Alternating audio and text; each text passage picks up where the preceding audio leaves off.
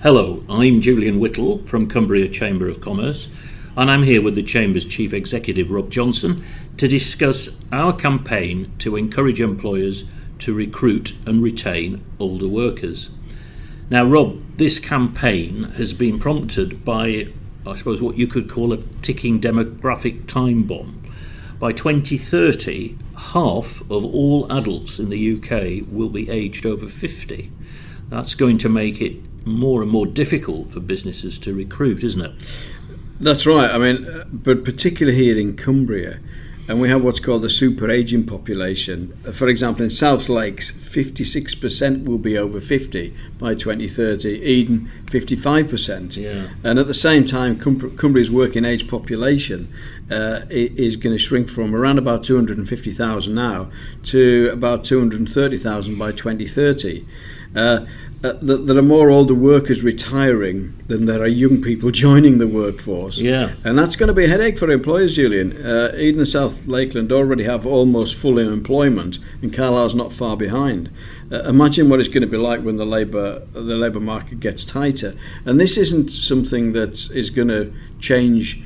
There isn't a set of baby boomers coming behind that's going to kick this right again. Yeah. This is a trend that's going to continue, and there are a lot of other factors behind it that we need to be mindful of. The fact that people are living longer and want to get more value out of their lives. So there's a lot of things I think we can do with businesses that help us sort of overcome the challenges here. So the idea behind this campaign is to say, well, look, one way to combat this issue is to persuade older workers to delay their retirement and stay in the workforce a bit longer. Yeah, inevitably employers will become more dependent, from what we just said, on older workers. But there are actually the real economic advantages to this. For example, if the employment rate for the 50 to 65 age group was the same as that for the 35 to 50 age group, that would boost the UK's GVA by about 6%, or around about 88 billion a year. It's quite significant. So do older workers bring any particular benefits to a business? Well, the obvious question is knowledge and experience. They often have a maturity, a judgment that younger employers don't sometimes lack. And with retraining, they can help businesses plug skills gaps. So, don't just think of them staying in their current jobs. Think about retraining and whether you that knowledge of the business and that maturity can be used to help develop the business and take it forward. What you're saying is you can actually teach an old dog new tricks. Absolutely, and I think we've got to be careful with thinking about these. We're not thinking about people over 50 as doddery old people. We're not talking about recruiting the 85 plus year olds. But it's not as big a differential as I think it used to be. Yeah. And certainly, I think there's a real value in understanding how to get the best out of older people moving forward. It's going to be essential, really. But also, I think. They reflect the customer base your business is operating in. The world isn't all driven entirely by 25 to 35 year olds. What's reflected in your business is reflected outside in society as well. So your workforce the age profile of your workforce needs to reflect the age profile of your customer base. Absolutely, that's what I'm saying. Yeah. So that's fine. And I suppose that there's also the idea of age diversity in your workforce as well. That brings benefits too, doesn't it? Because people have different ways of approaching problems. There are real advantages in employing people at different ages. For example, different generations have different ways of approaching and solving problems and making decisions. Age diversity has been shown to really improve productivity. So you're making a compelling case for older workers. So why do you think more employers aren't queuing up to recruit them? Well, there are a few myths, I think, that need debunking, Julian. For example, some employers think older workers will leave after a year or two and retire. And in fact, if you recruit a 50-year-old, and evidence proves this, they are twice as likely to be with you at the business in 5 years' time compared to a 20-year-old, for example. And it's the same, I guess, as we've found with when you invest in training people. the myth is that they immediately go and leave you. In actual fact, evidence suggests that they stay longer. So I think it's the same thing about building a relationship there. Another myth is that older workers are less healthy. Right. And workers in their 50s are actually half as likely to take a day off sick than a worker in their 20s. Really? Right. So how can businesses become older worker friendly? Well, it really requires a change of mindset on behalf of the employer and to a degree on the employee, which is why we're advocating a sort of dialogue here. Certainly, there's got to be a willingness from the employer to be flexible to tackle the age bias, for example. So, for example, if you're advertising for staff, make sure that the photo or ad includes older workers, not just thrusting young things in their mid-20s. That can be a turn-off for older people. Say, well, it's not. This job isn't for me. Yeah.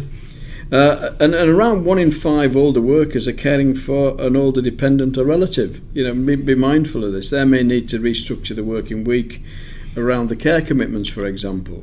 And I guess that gives you also an opportunity to really look at the amount of hours that you want to use that person for.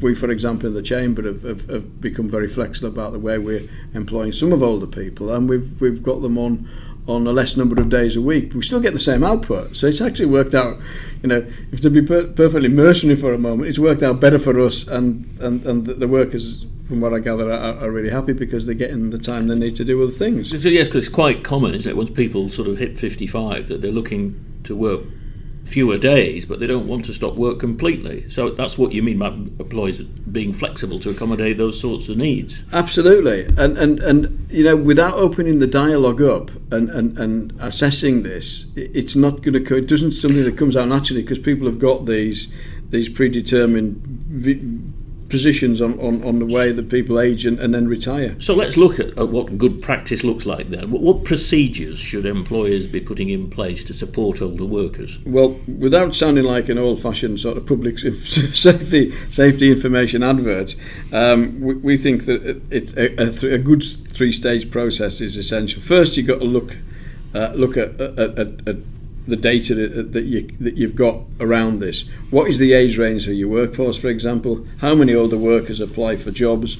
How many are recruited? That can tell you if you've got an age bias, for example, in your management and recruitment. Right. The next stage is to listen, have a conversation, as I mentioned earlier, with your employees. What are the wants? What are the needs? What perspectives have they got? And then that will enable you to understand where the opportunities are. And I see this as much as an opportunity, as a challenge, as it were. Then act upon those two previous points. Use what you've learned to design and implement a strategy to increase the proportion of over 50. So, don't just say, I now know this. Actually, it's worth putting a strategy in place. And that might involve changes to remove age bias, for example, be more flexible and have part-time working arrangements. But I think the important thing is it will also allow you to look at finding a way of keeping that employee in the business. They will know about the business, they'll have real value. The role they've got may not continue, but there might be something else they can do. And looking at retraining them, for example, will really, I think, add a lot of value, and it will save you going out to the market for other people. So, use it as an opportunity to just remap and a bit of thinking about what the job roles are in the business and who could fulfill them.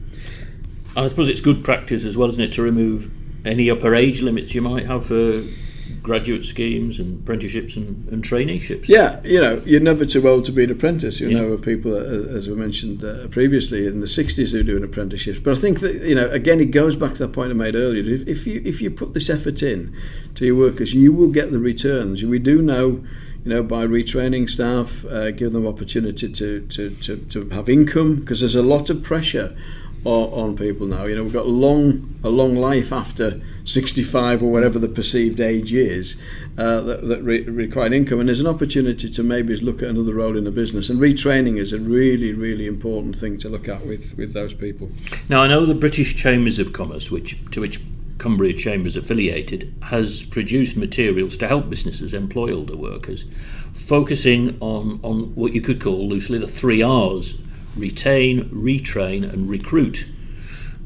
Yes, and I think that's what we're asking people to, again, it goes back to is there an approach you should take. The retrain we've touched on, looking at the workers that you've got, what can you do to retrain them, given previous conversations we've had in this podcast, Julian?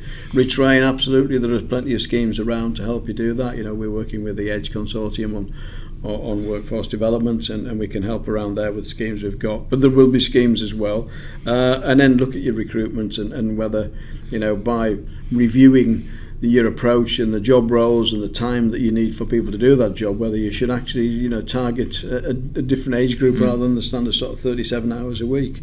British Chambers of Commerce are taking this very seriously. I mean, we're working on this programme with the Department for Work and Pensions, Aviva UK, and Business in the Community, and as a result of that we produced a video and a toolkit, and the toolkit looks in more detail at the policies and procedures that you can employ and can put in place.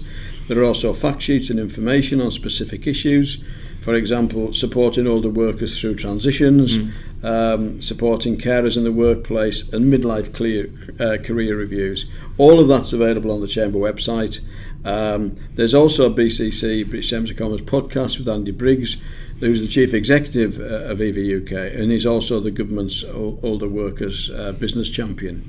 Okay, that's great. Thanks very much, Rob. Thanks, Julian.